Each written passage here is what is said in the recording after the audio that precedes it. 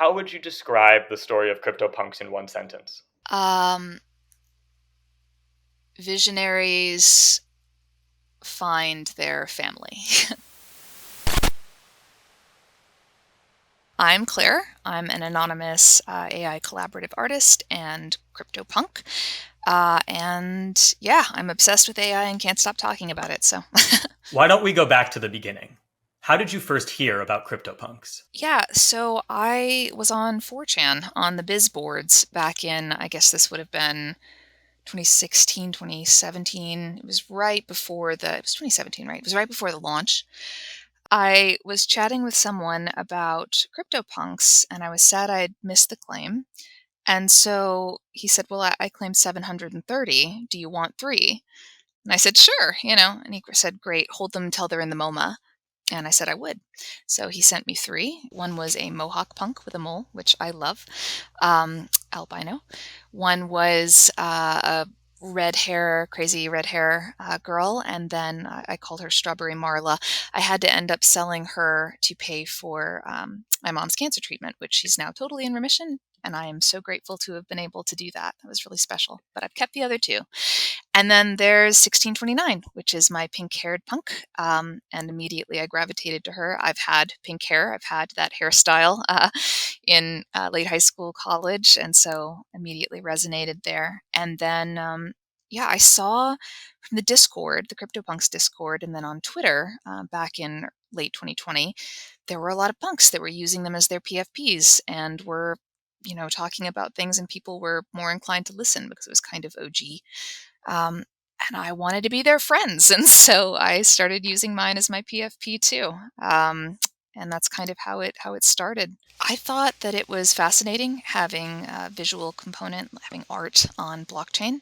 I could see that it was going to be something special, but I didn't have the vision of Mr. 703, obviously, or some of the other OG punks, or I would have been in there claiming large amounts. But yeah, I thought it was a fascinating application of the technology. What do you think makes punks so attractive as a digital avatar? Well, they're immediately recognizable. Even the imitations, um, you can immediately tell them apart. At least I can immediately tell them apart. There's something about punks that's very distinctive.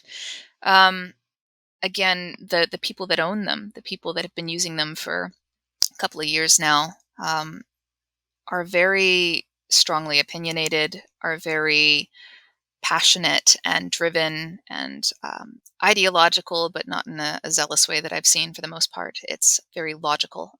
They're just passionate about the space and about the future and about moving us there. It's not only an innovative, visionary start to a movement that's going to define our idea of ownership over the next generation, let's say, but also its membership to a social sort of club, to a tribe in a way. Because they're worth so much financially, even now, even with the fluctuations, having one and having it as your PFP, for me, it's always been sort of like a put your money where your mouth is kind of thing. It's saying that what this stands for is worth more to me than what I could gain financially from parting with it, right? It's saying that yeah, the ideals and the interests of this sort of tribe, I resonate with more than what it could benefit me to sell. So I've always respected CryptoPunks that have it as their PFP. And then on top of the social component and the artistic kind of merit, it's also just sort of I know you can acquire them by means of money, obviously, and so that's again using that as I believe in this statement, but also a lot of them are OG, right? So it's kind of a mark of time. It's an indicator of a time capsule of being part of this before mainstream was aware of it at all, and that I really value. I think that's a special thing that kind of ties them together. What do you think the long term impact of the CryptoPunks project will be? I remember back when they first came out, there was some discussion on the Chan and on Twitter later on about oh, this was low effort. This was made by a machine. It just spit out random traits and random combinations and that kind of thing. And I remember thinking that was so ridiculous because to me that sounded incredibly innovative and super interesting. I think that yeah, people as time goes on will see creativity through a different lens, less intentional from the start and more about kind of setting parameters and letting things go. There's in religious circles, there's something called the clockmaker theory, which is a theory that God doesn't intervene in the universe directly. He made a watch, a clock, and wound it and then let it run. And I don't necessarily agree with that.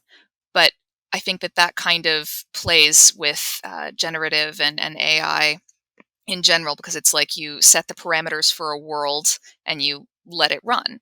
Unity Centis is a tool that's coming out pretty soon that lets you embed an AI model into your video game world. So you set all the parameters for your world and then you wind it up and you let it run. And the characters inside have their own lives based on the lore that you've put in and do their own things and have their own days. Very Westworld in a way, right?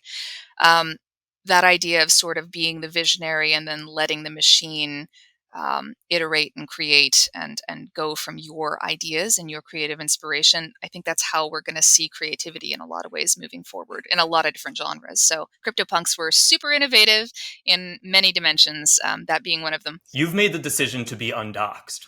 What does that entail, and why did you make that decision? Yeah, so I made the decision because one, I like to sleep at night. I watch too many crime documentaries where things happen for very small amounts of money, right? And so with CryptoPunks being worth what they're worth, I just would rather sleep soundly. That's reason one. Reason two is that I could look like your kindergarten teacher or your horrible ex-girlfriend or your sister-in-law, and there are concepts and ideas and baggage tied to that, right? Like your opinion of me will be shaped not just by my ideas, but by my appearance.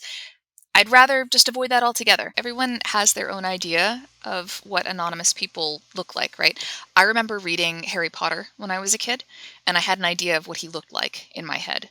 And then I saw the movie with Daniel Radcliffe, and I was so disappointed because he didn't look like the Harry Potter that I pictured in my head. Now, I'm not equating myself with Harry Potter, obviously, but the idea is you've got a conception of what this person is, and I want you to be able to have that. My age, my race, my anything. I want you to be able to picture me however you picture me. So using the punk has been really useful for that too, because there's a culture of anonymity and your ideas being kind of the only way you're represented. I really like that. I love that concept. And Web3 has a lot of that too. So I wanted to bring that into the space with my PFP and my choice to remain undoxed. Is there anything else on CryptoPunks that we didn't touch upon that you'd like to speak to?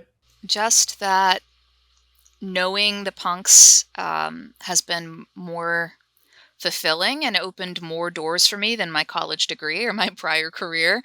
Um, that they're an exceptional group of people. And I'm really grateful to be one of them now.